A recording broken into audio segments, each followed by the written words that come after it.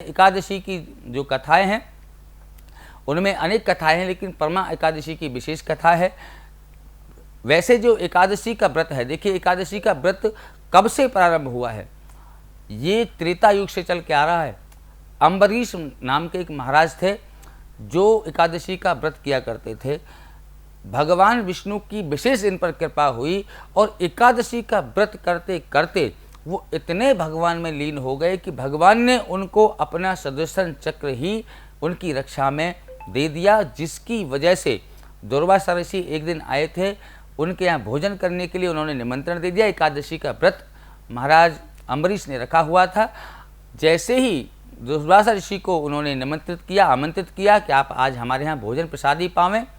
एकादशी का देखिए, आपको बता दूं, एकादशी का जिस दिन व्रत हो, कम से कम एक ब्राह्मण या एक संत महात्मा को आप अवश्य अपने हाथ से अपने घर भोजन करावें, दान करें, गरीबों को दान करें, ब्राह्मणों को दान करें, जिससे आपके एकादशी के व्रत को पूर्ण होने में आपको बहुत सारी लाभ मिलेंगे, सहायता मिलेगी और इससे भगवान अति प्रसन्न होते हैं। अम्बरीश महाराज ने जब निमंत्रित किया दुर्वासा ऋषि को, तो दुर्वासा ऋषि ने निमंत्रण को स्वीकार कर लिया और वो कहकर चले गए कि हम स्नान आदि करके आते हैं, आप तब तक भोजन की तैयारी करिए, पारण की तैयारी करिए।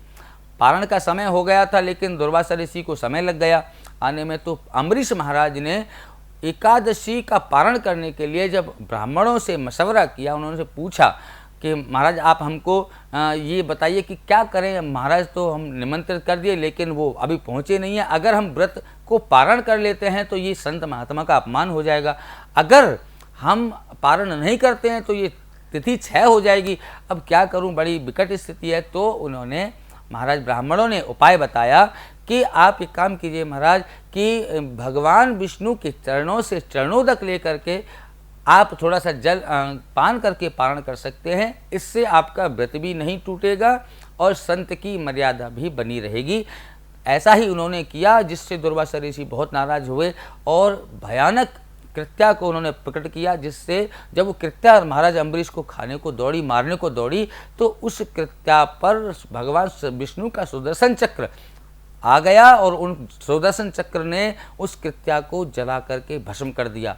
आप एक बात समझिए कि भगवान विष्णु की इतनी कृपा एकादशी का व्रत करने से उन पर हो गई। अगर आप एकादशी का व्रत करते हैं तो इसका बड़ा महत्व है।